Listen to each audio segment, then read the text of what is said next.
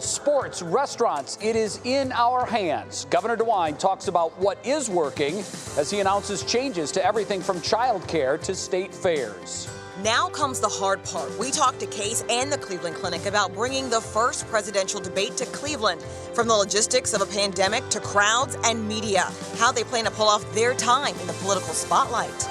The Browns are back. How the first day of training camp will look much different as Baker Mayfield and the full team arrives in Berea. Back to school anxiety. Some help for parents worried about social and educational development if kids have to learn at home. And quarantine confessions. Mike Polk tells us some of the strangest things we've made from our pantry during the pandemic. What's new starts now. And now, live from WKYC Studios, this is What's New. And hello again, Northeast Ohio. Thank you so much for choosing What's New. I hope your day's been a good one so far. Along with Romney Smith, I'm Jay Crawford. Boy, a busy day, Romney. Hello to you. We have so much to cover. We're talking things about coronavirus, the first presidential debate. I mean, let's just jump into it because there's so much to get to. So we're doing what we like to do a lot, starting with COVID, of course. So in today's COVID-19 update, 1,320 new cases were reported within 24 hours, bumping the state's total to more than 86,000 cases. Now, while the daily number of cases are still much higher than earlier this month, the increase has slowed down a bit. Well, that weird day on the 26th where cases were down in the 800s. The good news today, the positivity rate actually, Romney, clicked down almost a full percentage point from yesterday. 5.3% of all tests taken came back positive in the last reporting window, and that is just slightly above the WHO's recommended threshold of 5%. Hospitalizations ticking up another 34 from yesterday, and 38 new deaths were confirmed in the last 24 hours. That is up 1 from yesterday's total of 37. Now, because the average new daily case count has averaged more than 1,300 a day for the past 3 weeks, Governor Mike DeWine made a big announcement about how county fairs can operate this year. You know, this is something I look forward to every year. In fact, Laura Kay, so listen to today's briefing. Laura, good afternoon to you. There are some pretty big changes in store for fairs. Yeah, there are, Jay and Romney. Governor DeWine issued an order that limits all remaining state fairs to junior fairs. So sorry, Romney.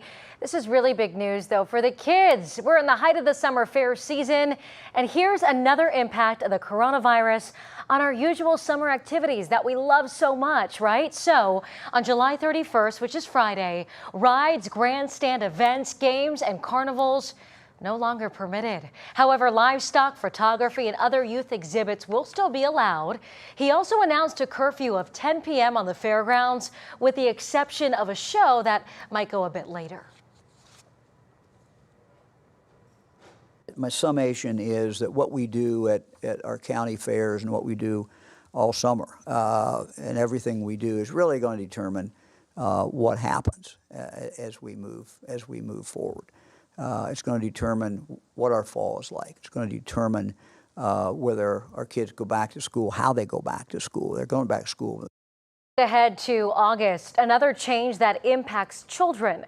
The governor announced Ohio child care providers are allowed to return to full class sizes on August 9th. Child care providers can also decide to keep their limited ratios and receive a subsidy instead. Even with increased classroom sizes, DeWine said that child care providers need to comply with health and safety requirements like face coverings for all staff, symptom and temperature checks, hand washing, and also a lot of cleaning. The governor said today parents need options and kids really need a safe and a healthy place to learn, Jay. Well, they certainly do. All of this changing daily, so that's why we're trying to keep you up to the minute on all of these changes. Laura, thank you very much. We will see you in just a little bit. Sure thing. Romney?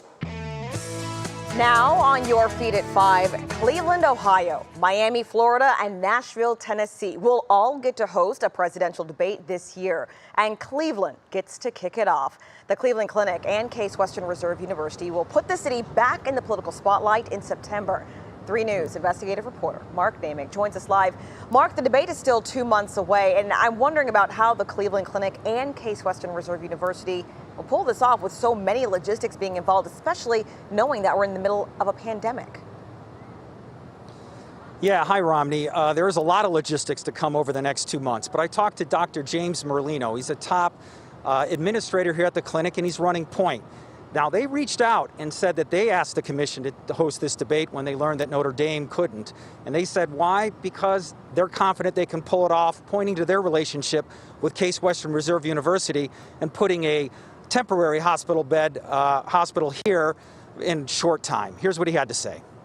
This partnership between Case Western Reserve University and Cleveland Clinic has done things like this before. I think you'll recall in 21 days, we were able to start the health education campus, a 1,000-bed COVID hospital, literally in a very short period of time. Thank God we didn't need to use it. But we have some experience in doing things quickly, so we're excited about the opportunity. Mark, I have to ask, did they share any details about how they plan to set this up and provide security? No, and in fact, when I pressed them about the potential cost and really the security issues around possible protests, they referred me to the debate commission, which is in charge of this. They also didn't respond to any questions. But for perspective, 2004 vice presidential debate was held just down the road at Case, and they cost about $4 million. But man, 16 years ago, that feels like a lifetime, given that we're now in the mid of a pandemic and really a national protest movement. So it's unclear how all those logistics are going to sort out over the next 2 months, but we'll keep asking. Romney? You know, one more question for you, Mark, quickly. Given all of that, why does anyone actually want this to happen right now? You know, that is a really big question, and their answer is they feel that the ability to frame this presidential race at a health institution to talk about health care and how to fight a pandemic is worth it. Romney? All right. We'll have to see. Thank you, Mark.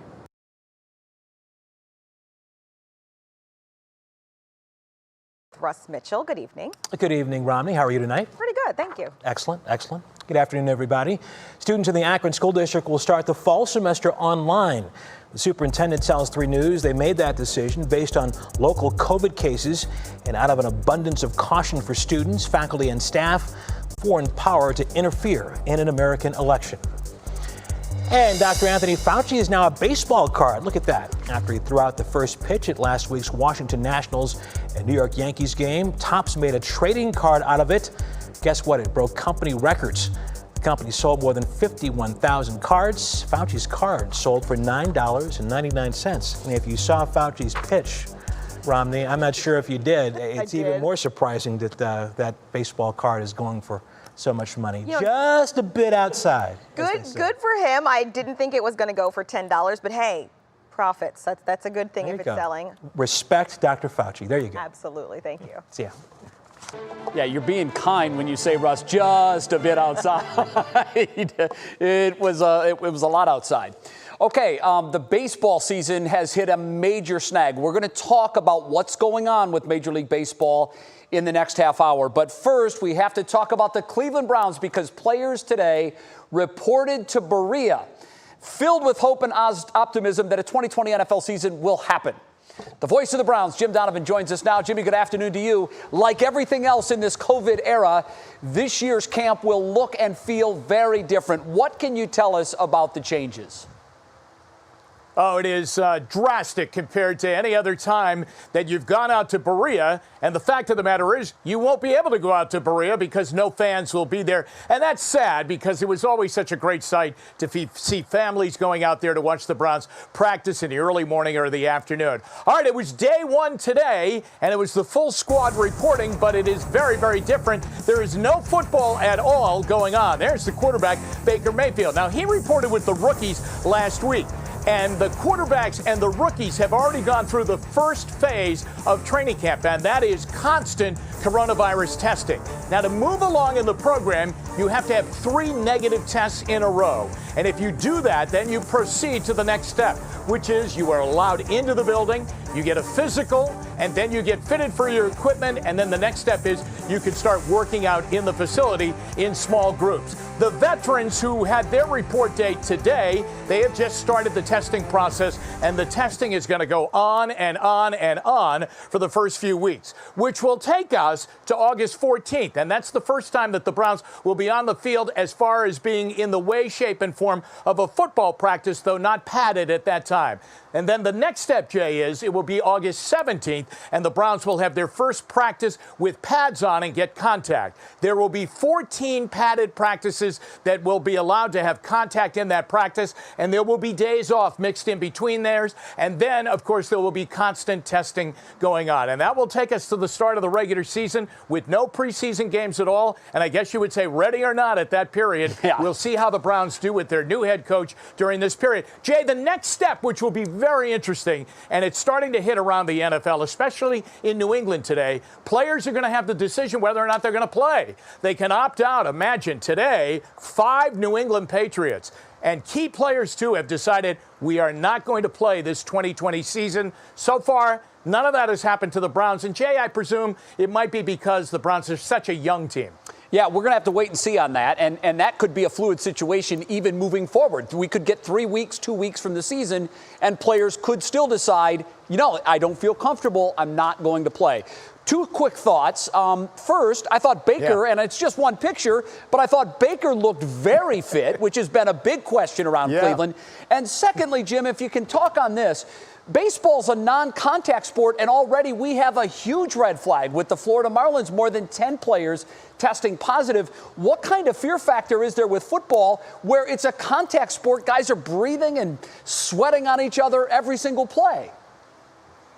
Yeah, I mean, that is going to be the big question, Jay. And until they get out on the field and start doing some football activities rather than just conditioning, but until they get out on the field and get into a day-to-day process of contact drills, then we're going to find out the answer that we're all looking for and the very relevant question that you just asked. It's going to be a big concern. We're going to see if it hits a certain team, if it spreads through a certain team like it did with the Miami Marlins in baseball. But as you said, a completely different set of rules from baseball to football. It's a wait and see. The NFL is confident that right now their protocol program is good, it's solid, it's well-founded, and we'll see how it plays out. All right, Jimmy Donovan, great information. Thank you very much. Up next on What's New, OSU is making big changes to its upcoming football season, and it impacts us, the fans. We're going to explain how many fans will be allowed inside the Horseshoe and how tailgating outside the stadium will change as well.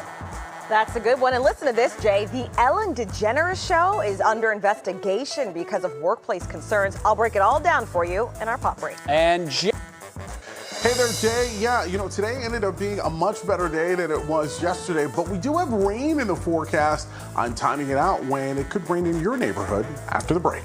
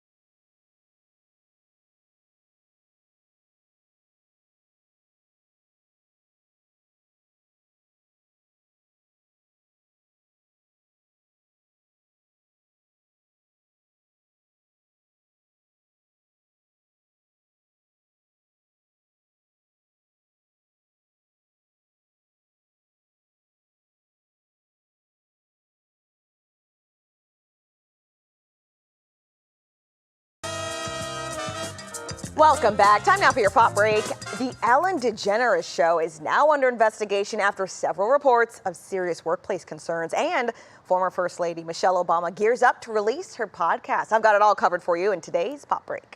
Following several journalistic deep dives into the daytime talk show, Variety magazine is now reporting that Warner Media is officially investigating the Ellen DeGeneres show after several current and former employees came forward with allegations of racism, microaggressions, and an overall hostile work environment. One former staff member telling BuzzFeed earlier this month that the be kind aspect of the show isn't around when the cameras are off, saying, quote, "I know they give money to people and help them out, but it's for show." And speaking of noteworthy TV, Emmy nominations are out and many are applauding the amount of diversity. Overall, 39 nominations went to actors from underrepresented groups this year.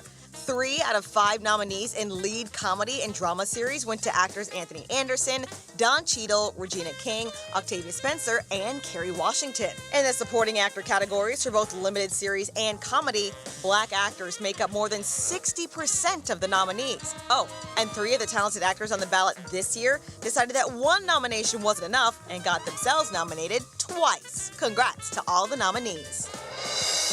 And we are just one day away from the brand new Michelle Obama podcast launching on Spotify. The former First Lady announced earlier this month that she would be debuting a podcast on the streaming app later this month to discuss her life, her time as the First Lady, and even some current events. Obama announced that her podcast will feature guests she knows and loves, including her friends, mentors, her brother, and you guessed it, former President Barack Obama himself.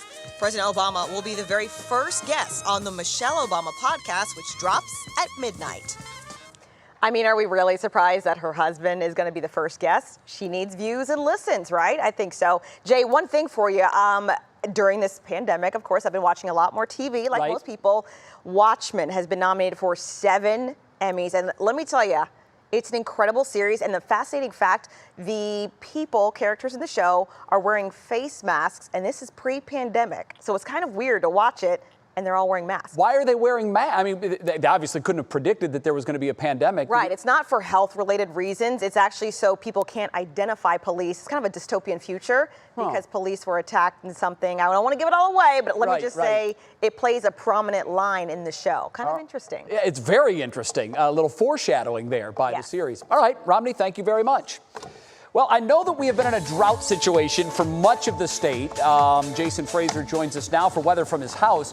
Jason, I got 2 inches of rain at my house yesterday. Is that going to have to last my lawn for a while, or might there be some more in the forecast? You know what? I think the good thing for you, and we've actually seen this across much of Northeast Ohio, is originally we were averaging anywhere between about a ½ inch to about an inch below. But because of yesterday's system, we're actually about an inch above from where we should be. So that is a good thing. But you are going to need the umbrella over the next 24 to 36 hours.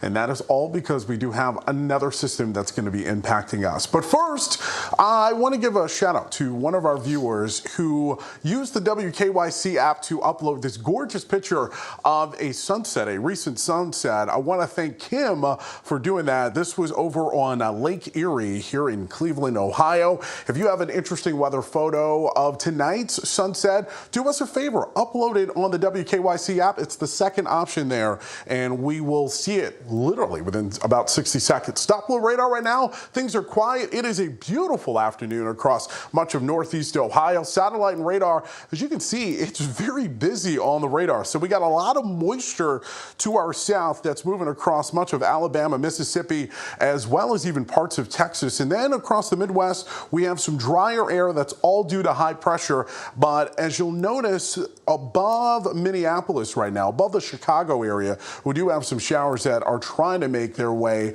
into our area. Temps right now across the region, we're cooler than we were yesterday. yesterday, but it feels rather weird saying cool when we're talking about 80s, right? 81 over in Elyria, 83 in Medina, as well as downtown Cleveland. And regionally, we do have some warmer air down south. It is going to try and make its way into our area, but what's going to end up happening over the next 36 hours is it's going to be blocked by another cold front that is going to be pushing through to northeast Ohio. National Design Mart hour-by-hour forecast. So you'll notice overnight, many of us will dip down into the 60s.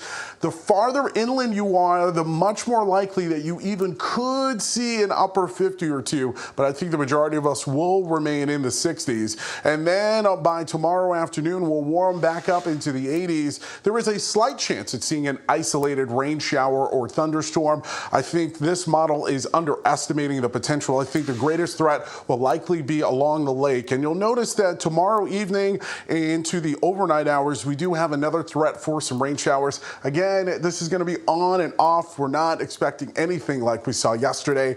And then for Thursday, we'll see increasing cloud cover. All right, here's a look right now at your Universal Windows Direct 7-day forecast. High for tomorrow in the upper 80s. There even might be a couple of spots that could end up hitting the 90-degree mark. 84 for Thursday, along with an isolated chance of a rain shower. And then by this weekend, we'll dip down into the middle 80s. All right, Jason, thank you very much. We appreciate it. Tech Tuesday will show you 3 things you'll be using a lot more thanks to the coronavirus. And football, but no tailgating. Ohio State lays out its football plans for inside the stadium as well as outside of it.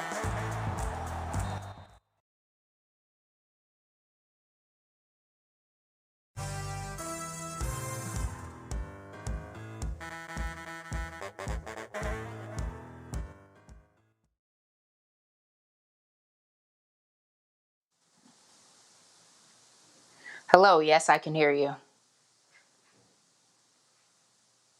Check, check, 1, 2.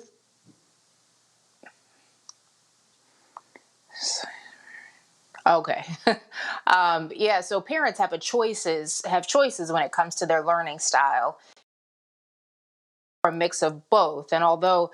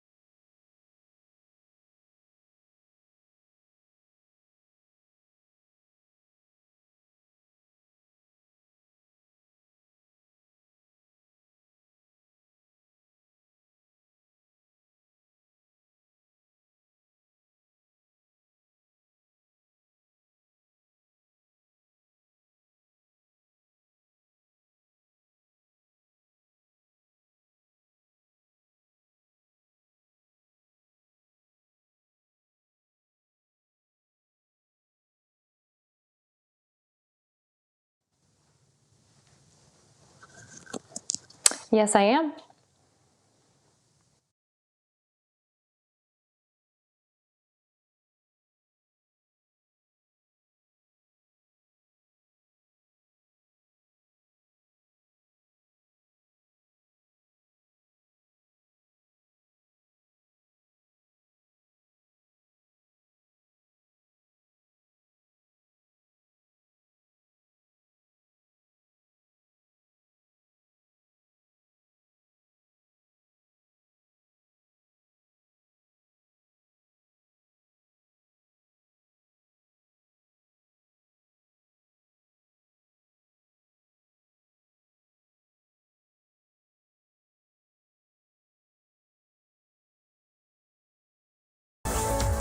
Welcome back to What's New. It's time to see what's clicking in Cleveland, and for that we bring in our digital anchor, Stephanie Haney. Stephanie, a very good Tuesday afternoon to you. A good Tuesday to you too, Jay. You know, we're 98 days out from the presidential election now, and former Ohio State Senator Nina Turner is calling it like she sees it. She was talking about the candidates Republican President Donald Trump and presumptive Democratic nominee and former Vice President Joe Biden, and Turner told The Atlantic, "It's like saying to somebody, you have a bowl of crap, not the word she used, in front of you, and all you've got to do is eat half of it instead of the whole thing. It's still crap. So that's how she feels. Her choice was Senator Bernie Sanders. She was, of course, co-chair of his campaign for president. Now, Sanders endorsed Biden, but Turner apparently not so excited about that. All right, let's talk about the 2020 census again. It is so important to fill this thing out, and we are apparently dropping the ball in a couple cities here in Northeast Ohio. Now, the results of the census decide where an estimated $900 billion in federal funding goes. And according to an interactive map at 2020census.gov, where you can fill out the census too, by the way, a lot of Ohioans have already responded. 66.9% of us to be exact. Now that is above the national average of 62.6%. But we're struggling here in Cleveland and in Toledo. Cleveland has a 47% response rate so far, and Toledo's is 49.8%.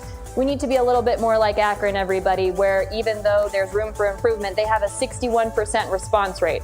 We need to be counted because we want to get that money. So remember that. Now, as we wait to see what's happening with pro baseball and basketball and football, Ohio State's college football has a plan for stands for the 2020 season. Fans in the stands, but it will not look like this.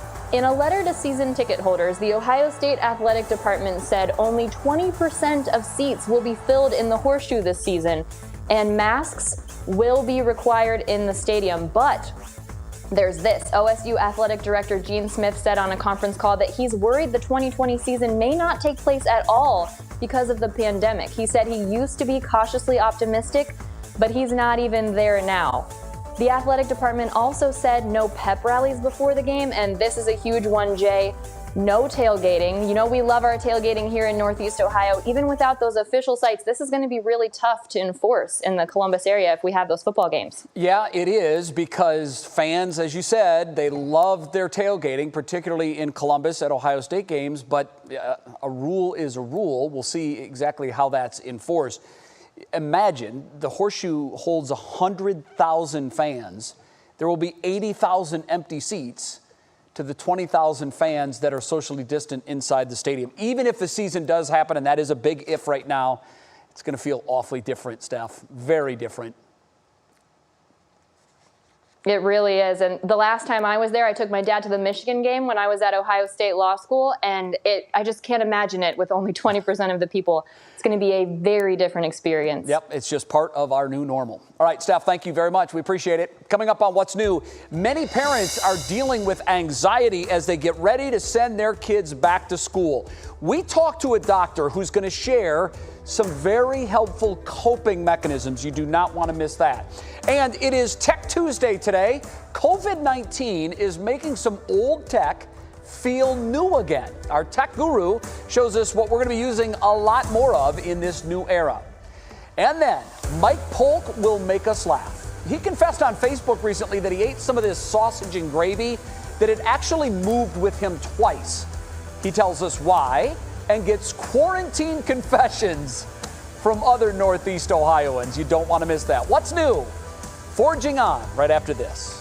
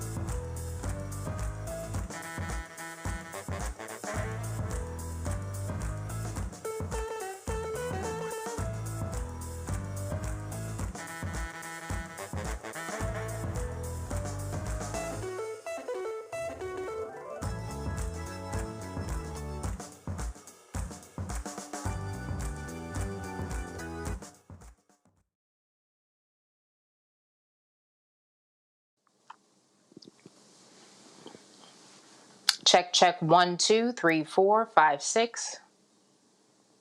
Do you want a full thing? Okay.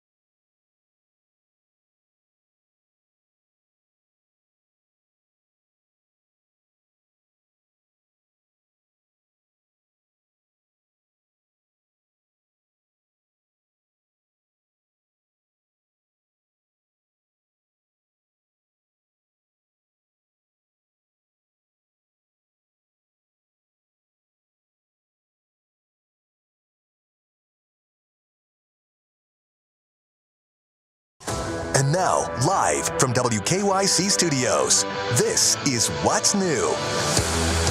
Back to the second half of What's New, our Tuesday edition with Romney Smith. I'm Jay Crawford. Romney, we begin this half hour with breaking news. ArcelorMittal will lay off more than 450 workers from its Cleveland plant starting August 1st. The news comes from a letter sent by the company to the Ohio Department of Jobs and Family Services. The steel company blames reduced demand for its product due to the coronavirus pandemic. 425 of the layoffs will be indefinite, and 29 more salaried employees will be terminated. We reached out to the president of United Steelworkers Local 979. He told us that 2,000 employees were laid off across Ohio and Indiana when the pandemic hit, and ArcelorMittal is actually bringing back some employees. Romney? Thanks, Jay. Okay, we know school is coming pretty soon, and because it's a global pandemic as well, that combination leads to a lot of uncertainty for both parents and teachers. Joining me live now is our Tiffany Tarkley. Tiffany, there are tens of thousands of families all across Northeast Ohio weighing their options right now. Yeah, and you know what, Romney? There are districts who are giving them that option, right? You can do either digital, online learning, or you can do in person or that mix of both. We've seen school districts come out with these detailed plans, yet still there are parents that are concerned. Whether it's making that choice in learning style or questions about what the school year will actually look like, I spoke with Lorain County mom and preschool teacher Jennifer Dirk. And while she says her son's district has done an amazing job of being thorough with their plans, she still has concerns. Like, what if she or her children get sick? What about class size and social distancing? But among other things, the kids, kindergarten through 12th grade, are going to have to wear masks all day. And that's a lot, especially for little kids, to have to wear a mask all day. It's going to be hard. I think there are ways that we can do it. We can practice at home. So whether that's, taking a walk around the block and putting your mask on during that time, it's certainly modeling that behavior as parents or other adults in the child's life. And so Cleveland Clinic child psychologist Dr. Kate Eshelman says you can also provide positive reinforcement or an incentive for your child to wear a mask. Parent Jennifer says she bought face shields and masks for her boys, and she also has them wear them at the store or church so they can get used to it. So she is doing the right thing here. But the psychologist also says it's important for parents to be open and honest with their kids. Romney, she says the goal here is to make the best decision for you and your family. Absolutely. I'm sure all the parents want their kids to receive the great education, but not at the risk of their health. So certainly a lot they're taking into consideration. Thank you. Well, parents, we know you have a lot of questions about the reopening of school and how to best keep your kids safe. And that's why WKYC is partnering with Educational Service Center on the Start Smart, Stay Smart campaign. You can submit your questions at startsmartneo.org, and they'll help connect you to resources in your neighborhood or your school district. All right, it's a few minutes past the bottom of the hour. Time now to get a check of some of the other headlines making news this Tuesday. And for that, we say hello again to our good friend, Russ Mitchell. Hi, Russ. Hi, hello there, Jay. Here's what's happening. The president's son's Twitter account has been temporarily restricted. Donald Trump Jr. is being limited by Twitter for 12 hours after he tweeted a video on hydroxychloroquine that the social media giant calls spreading misleading and potentially harmful information related to COVID-19. President Trump retweeted that same video. Twitter removed it, but did not limit the president's account. Republican lawmakers have voted by secret ballot to remove House Speaker Larry Householder from his post. Householder was arrested with 4 others last week as part of a $60 million racketeering and bribery scheme. The House will meet Thursday to consider a resolution to remove him. We'll have more on this tonight at 6. And New York Governor Andrew Cuomo says he was appalled by video he saw of a concert Saturday in the Hamptons, where few were practicing social distancing. The concert by the band The Chainsmokers was supposed to be a drive-in event, but tweets and videos showed crowds standing shoulder to shoulder. The governor says the health department will investigate. He's not messing around, Jay. No, and he shouldn't. It is stunning to me that we're still seeing images like this. We're 5-6 months in. You would think everyone would know that that is a recipe for disaster. Yeah. But apparently not. Especially in New York State, right outside of New York City. Right there, the hot spot for so long and so many deaths in that state. Shocking. Russ, thanks. We'll see you in 24 minutes with what matters most. See you soon. Well, the chances of finishing the Major League Baseball season took a serious hit today when officials announced that the Miami Marlins will press pause on their season, playing no games for the entire week. The Yankees and Phillies will also take a little pause here, skipping the 3 remaining games in their schedule. They also missed last night's game. The Marlins have now had a reported double-digit number of players test positive, and Major League Baseball says it wants to allow the Marlins time to focus on providing care for the players that have tested positive, as well as come up with a plan for resumption of play early next week. Baseball says that no Phillies players have tested positive, but they've decided to have the Phillies pause their season because, remember, they played the Marlins over the weekend. Their shutdown is being done out of an abundance of caution. So, Romney, a couple of things here. Yeah. I went through the Marlins schedule a short while ago. Okay. For the entire 60-game season, they have 5 off days. Oof. They already have now 7 postponements. How do you fit those all in? Well, that's just it. The math, it isn't there. I don't know what Major League Baseball is going to do when they try to make up these 7 games. They have just 5 days through the end of the season where they're not scheduled to play a game. So there was going to have to be a lot of doubleheaders. Right. And it's perhaps that they actually extend the regular season.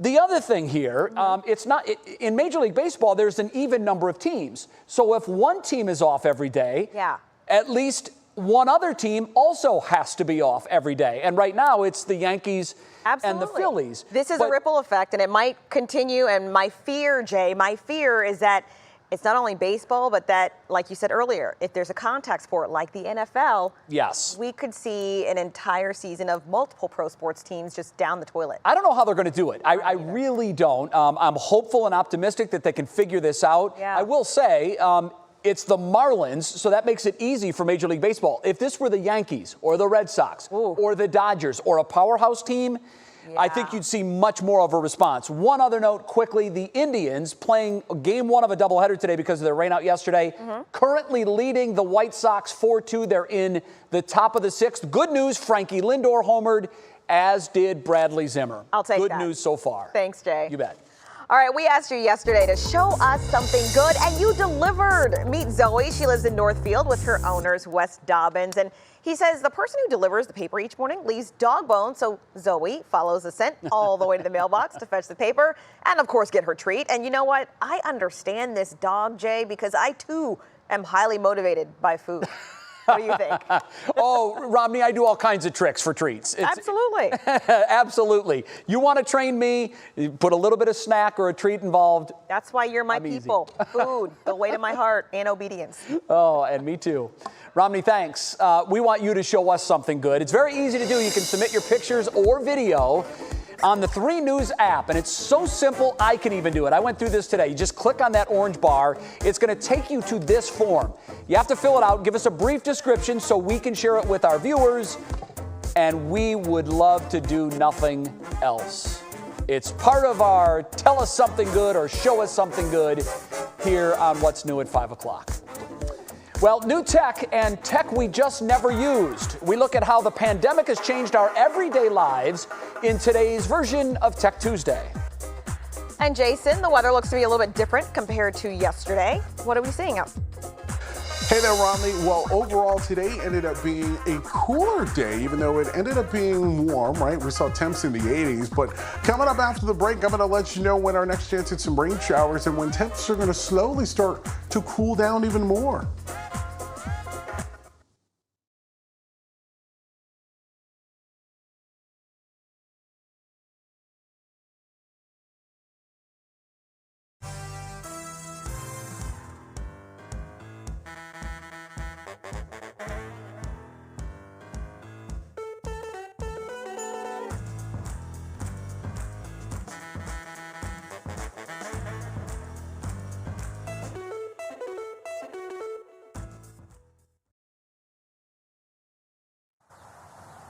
I sure do. How you doing today, Al? Hey, how we sounding there? This is me. It's all right so far. Everything's going well. Nice little breeze. Good. I believe he got that.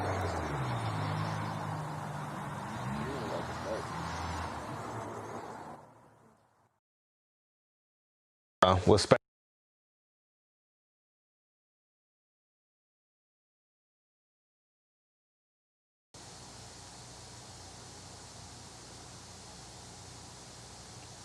Check 1, 2, 3. Brandon's microphone. This is what it sounds like to be Brandon. Check 1, 2, 3, 4, 5.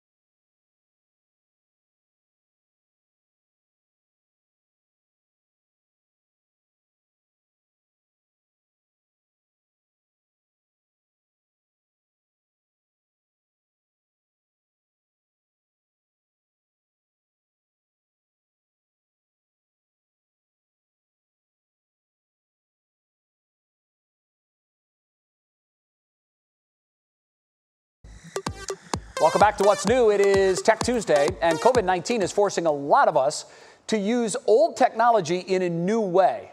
Our tech guru, Brandon Simmons, is showing us 3 things we're going to see a lot more of. Shopping and haggling on the price of a car is never really fun, especially during a pandemic. That's where apps and car delivery comes into play. Carvana was one of the first to enter that realm. They're known for their car vending machines, one of them highly visible off the highway in Warrensville Heights. But using an app, you can have a car safely delivered to your home without stepping foot in a dealership or coming in contact with another human. There's even a 7-day return policy.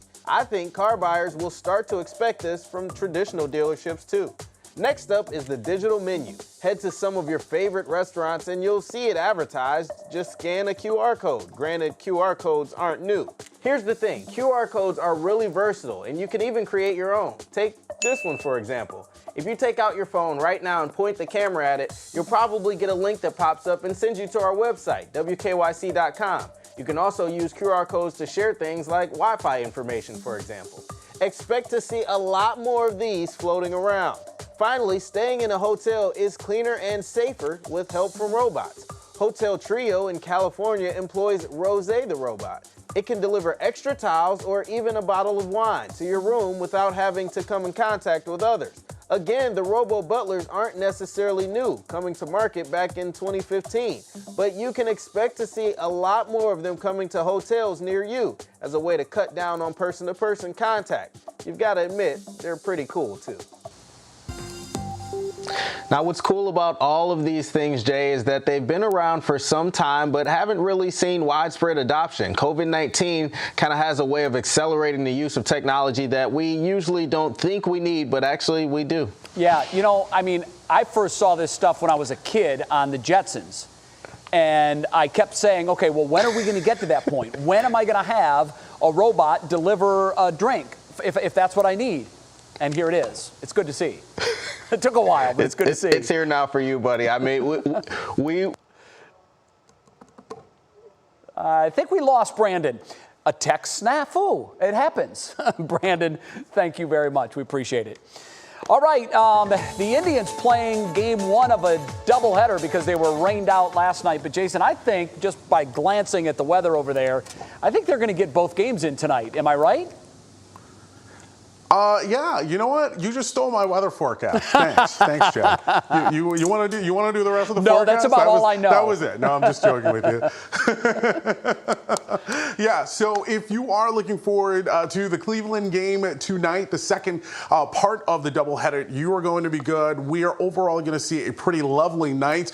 I want to thank again one of our viewers, Kim, who uploaded this sunset picture yesterday on the WKYC app. And you know what? It's going to be a beautiful sunset tonight, likely around 8:49. So do us a favor, snap a photo, take some video, and upload it on the WKYC app. It is the second option there on the app. All right, so let's talk about those skies right now. Doppler Radar, things are calm. They're looking pretty good. And a much wider view on the satellite and radar, you'll notice that we do have a lot of activity to our south. We got a lot of Gulf moisture that has pushed across much of the deep south. That is going to be blocked by high pressure from getting to our neighborhoods, but we do have a storm that is developing over Canada that is going to try and make its way into our area, but I think we'll only get clipped ever so slightly. Temps right now across the region, we're in the 80s, including 87 over in Akron, 85 right now in Canton, and 83 here in downtown Cleveland, and a much wider view, 88 over in St. Louis, 87 over in Topeka, Kansas, and some of that warmer air is going to try and push its way into our area. So I think tomorrow is going to definitely be much warmer than it was today. So National Design Mart, hour by hour forecast overnight. Some of you could be dropping down to the upper 50s. It'll likely happen south of Worcester. I think the majority of us, though, are going to stay in the 60s. And then you'll notice that some of those rain showers are going to try and make their way across Lake Erie. I think one or two of us might end up just seeing just a quick pop-up shower. It's not going to be over the entire area. It's just going to likely happen for 20 minutes and then get out of our area. And then you'll notice that tomorrow night we do have a slight chance also at seeing some rain showers, and then overnight into Thursday. All right, here's a look right now at your Universal Windows Direct 7-day forecast. High for tomorrow of 88 degrees. Some of us could see 90 degrees, but it'll likely happen south of Medina. 84 for Thursday, I should say. 81 by Friday. And then this weekend, you know what, Jay? I'm always looking at the weekend. We are talking about temperatures in the middle 80s. I'll take it. I'll take it. I'll take it. Jason, thank you very much. Next on What's New, quarantine confessions. Our Mike Polk talked with people about the strangest things they've eaten from their cabinets over the last few months. And Clarence, the singing dog, the local pup, is definitely worth the watch. Stay tuned.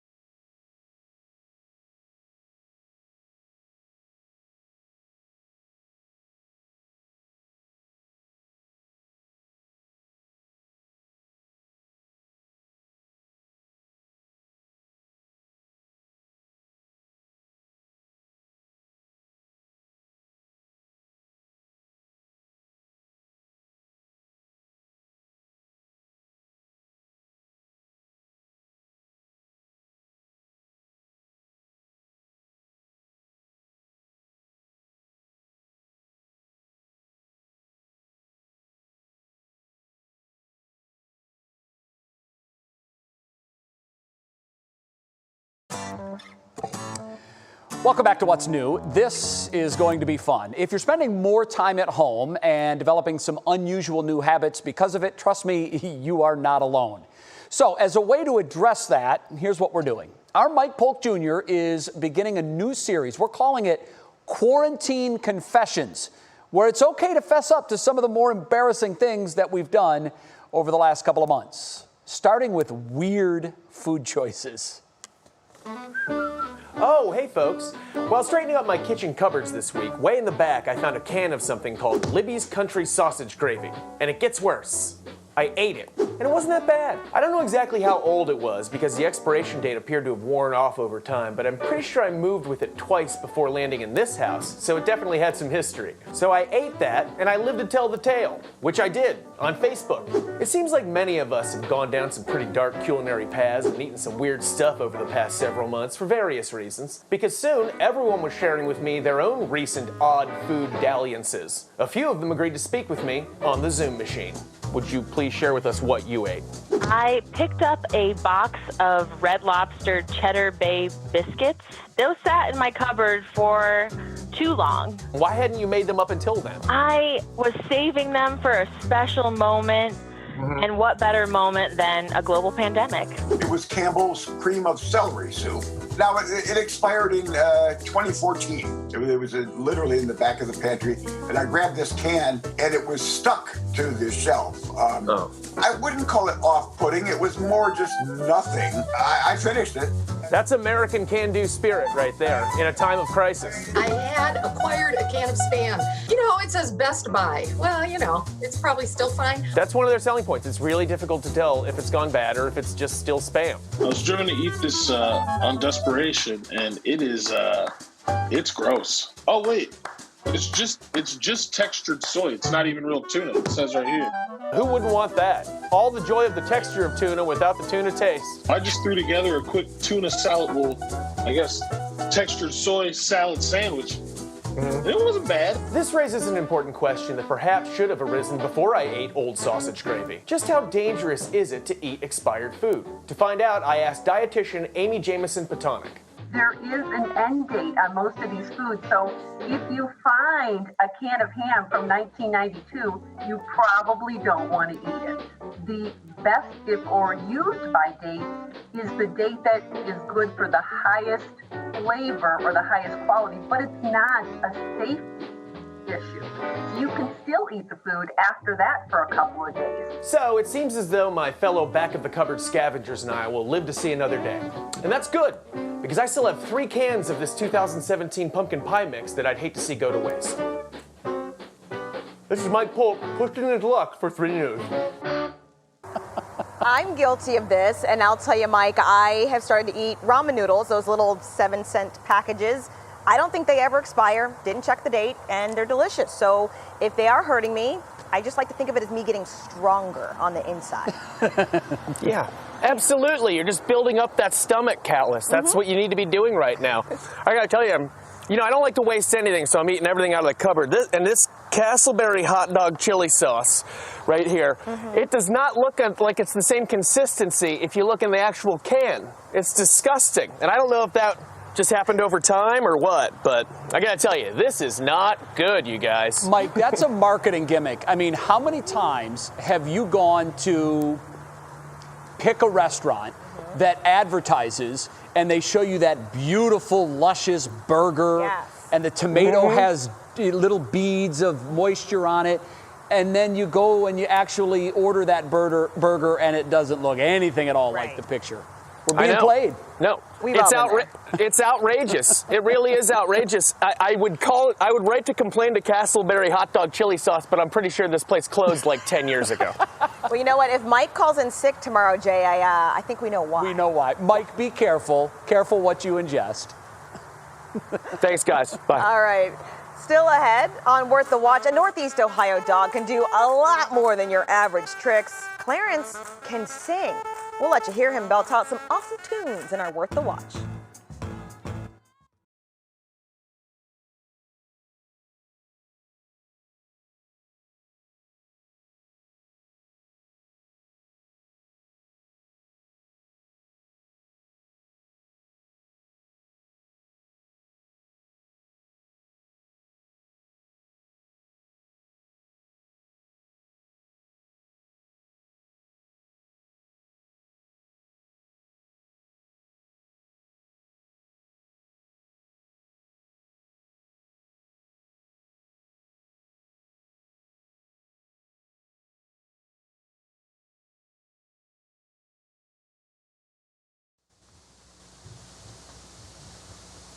Yeah, I'm still here.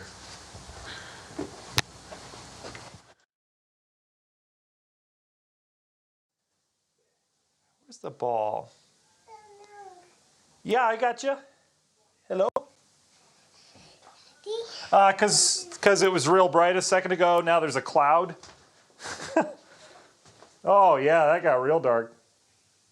Yeah, I got you, Joe. What's up, brother?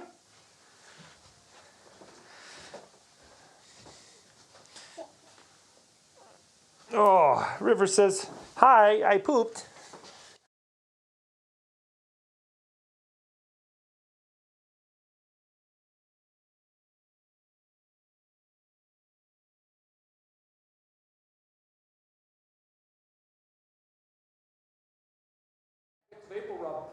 Yes, I do. Testing 1, 2. We have some pretty talented pups in Northeast Ohio. That's something. Hey, gotcha. Mic check 1, 2, 3. Tonight we have big news about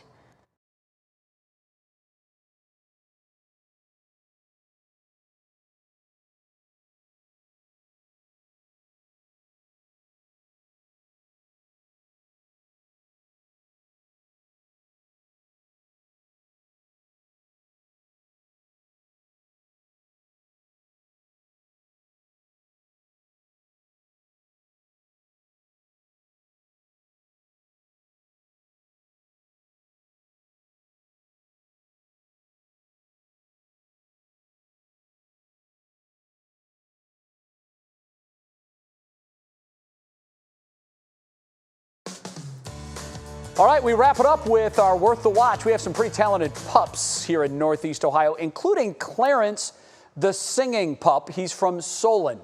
Here's Clarence singing the song Suddenly Seymour from the play Little Shop of Horrors with his owner. Watch. Seymour's my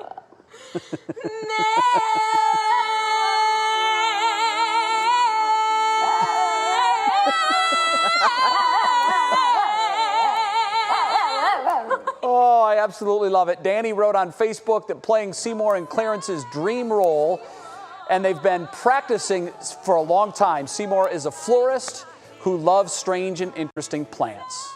How about that? Pretty cute. Cool. Very cute. We're out of time. We invite you to join us again tomorrow at 5 for another edition of What's New. What Matters Most with Russ and Laura starts right now. Now at 6, in the spotlight. Cleveland will once again be on the national stage for the first presidential debate. We'll show you how it ended up here and some of the behind-the-scenes logistics in making it happen. Change of plans.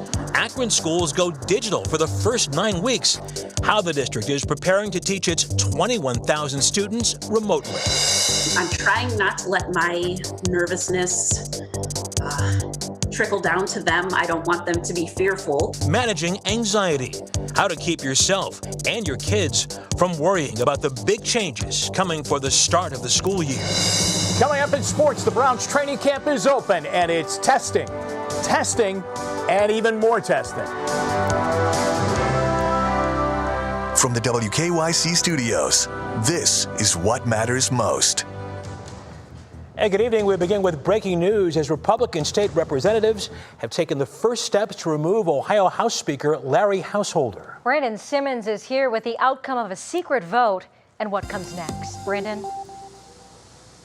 Hi, Russ and Laura. We are exactly 1 week removed from the day we learned Ohio Speaker of the House Larry Householder was at the center of the largest bribery scheme in state history. Legislators from both parties and even the governor have called on Householder to step down from his role as Speaker, but that has not happened yet. Now Republican state representatives have taken the first step to force his removal, holding a secret vote this afternoon. Now, House Republicans discussed whether Householder should be removed, what it would take to do it, and now we know the Ohio House plans to hold an official vote Thursday after a majority of Republicans agreed to proceed during today's secret vote. And Russ will, of course, have to follow this closely to see exactly what happens. Of course. All right, Brandon Simmons, thank you.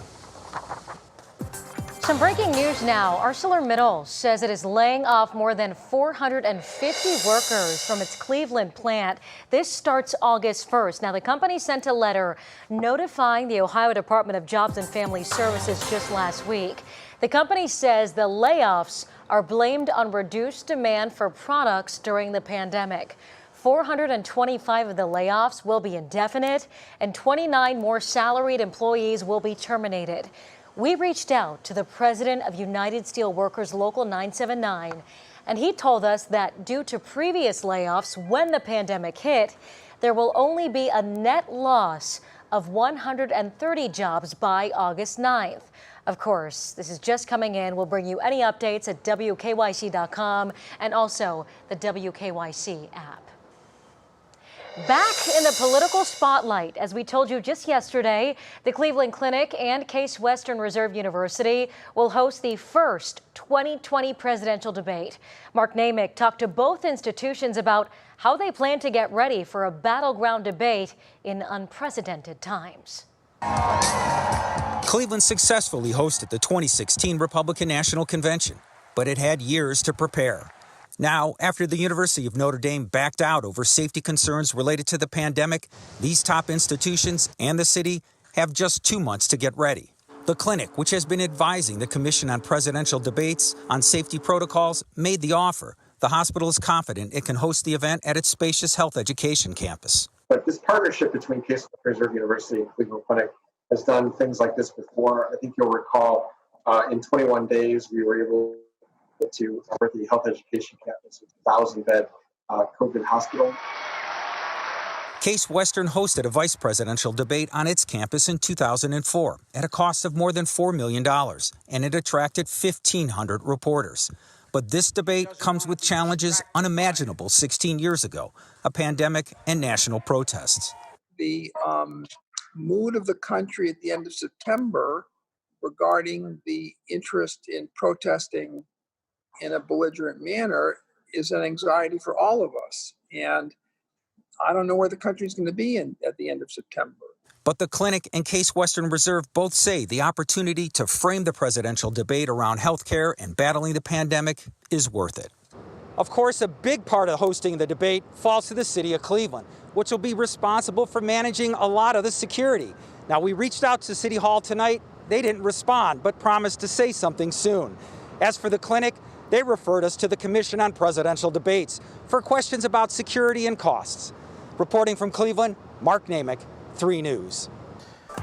To the numbers now, 1,320 new cases of coronavirus have been reported in the past 24 hours, bringing the overall total to more than 86,000 cases in Ohio since the pandemic began. Since the numbers have been lower the past couple of days, the positivity rate has also fallen to just over 5%. That's the number of tests that are coming back positive.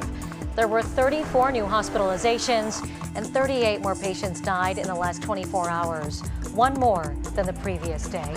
And while the numbers remain high, Governor Mike DeWine made a big announcement today when it comes to child care.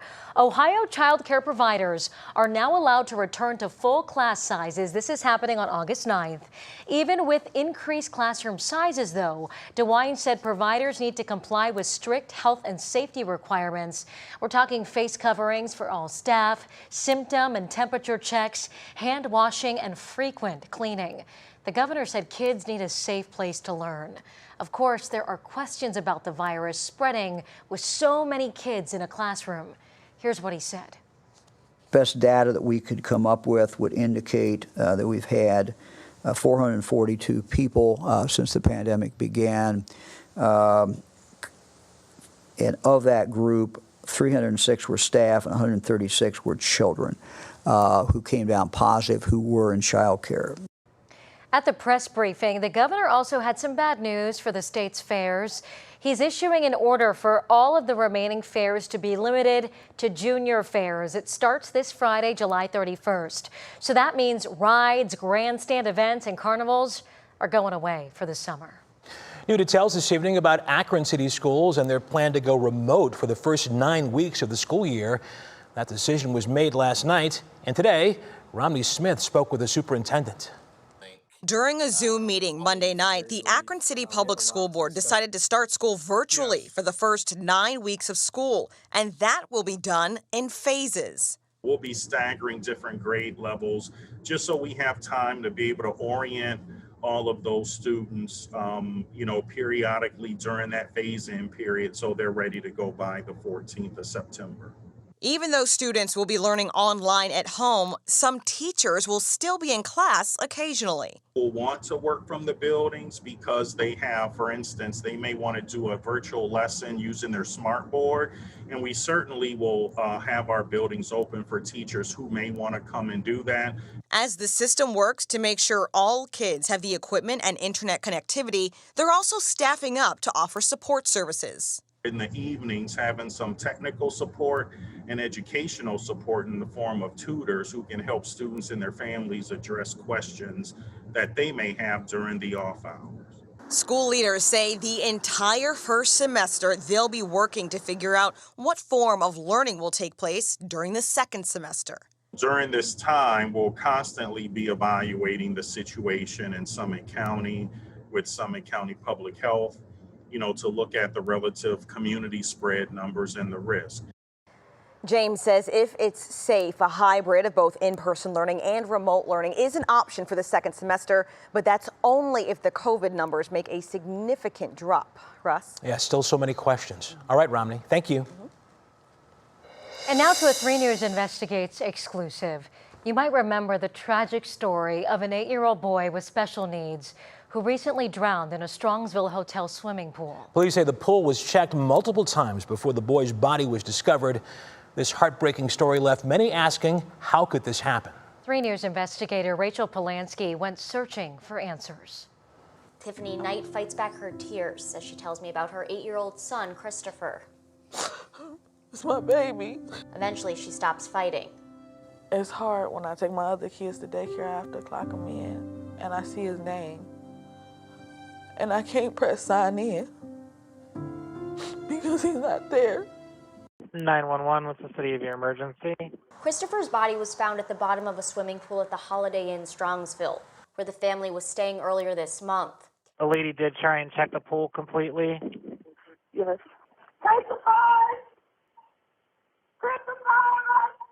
And according to a police call log obtained by 3 News, the pool was checked at least 3 times before Christopher's body was discovered, almost 9 hours after he was reported missing.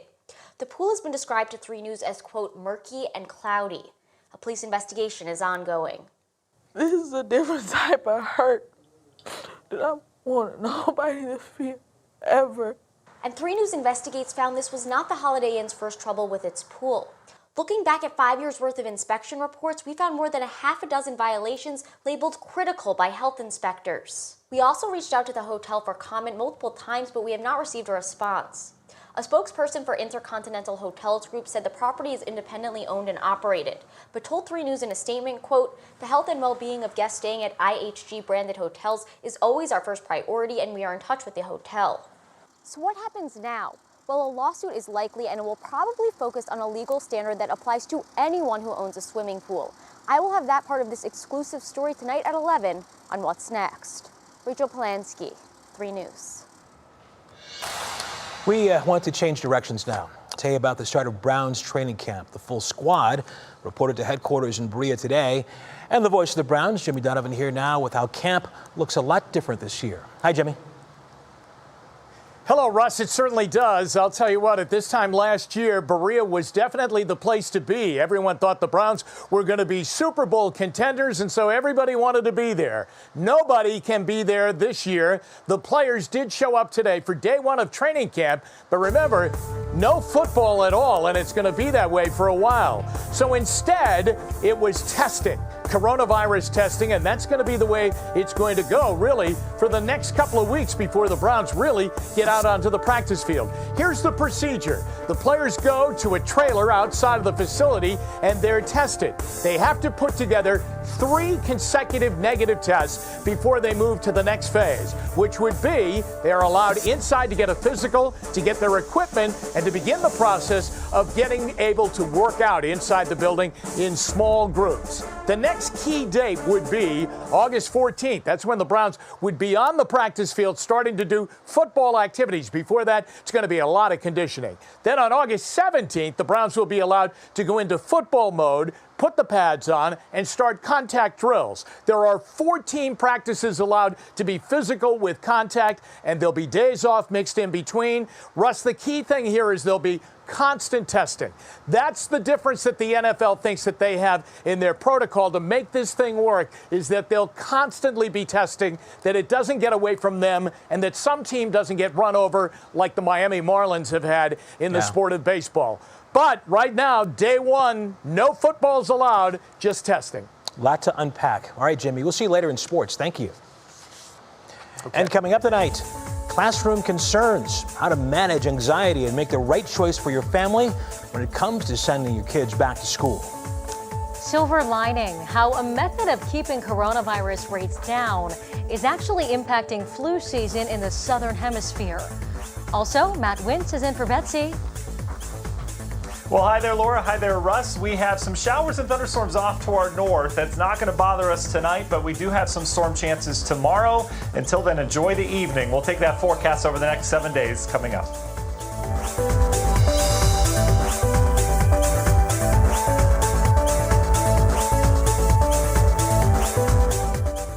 What Matters Most is sponsored by Window Nation. Online at windownation.com.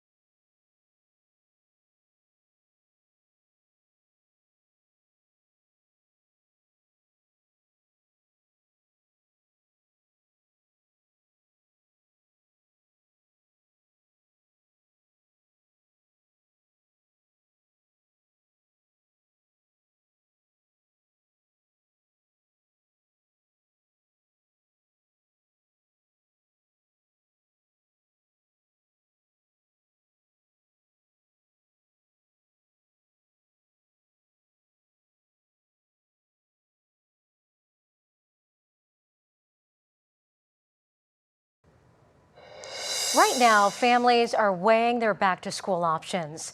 Some districts are offering a learning choice, virtual, in person, or a mix of both. As Tiffany Tarkley tells us, no matter the decision, parents are concerned about what's ahead. Add the start of a new school year to the middle of a global pandemic, and you get, well, not a lot of specifics. I'm feeling really anxious, the unknown, the uncertainties, what might happen if this happens, what might happen if that happens. So Lorain County mom Jennifer Dirk is trying to work through scenarios for herself and two young sons, first grader Nate and third grader Luke. She's also a preschool teacher, so her sons will be back in the classroom full time. Jennifer is concerned about what will happen if she or her boys get sick, as well as young kids wearing masks all day, social distancing, and class size. How is the learning going to look? Just being a teacher myself, I know that kids learn best, brainstorming with each other, small group work, talking with the teacher. So I think it's very hard to know what's right or wrong.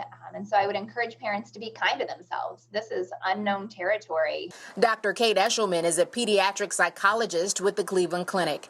She says the best goal is to make decisions that are best for your family. To ease your child's concerns, she says, be open and honest. So communicate with kids, tell them what we know, and acknowledge what we don't know. Acknowledging that we feel stressed about the situation and sharing with our kids how we're coping with that. Dr. Eshelman also says it's important for parents to read information from their child's school and other sources, but don't overdo it. She also recommends speaking with others to learn about the choices they are making. This is not only part of the conversation within her career, but also in her home as a parent. So are you sending your children to in-person school? That is the plan. Tiffany Tarkley, 3 News. Parents, we know you have a lot of questions about the reopening of schools and how to keep your kids safe. So important, right? That's why WKYC is partnering with Educational Service Center on the Start Smart, Stay Smart campaign. You can submit your questions at startsmartneo.org, and they'll help connect you to resources in your neighborhood or even your school district. The World Health Organization now says the COVID-19 pandemic is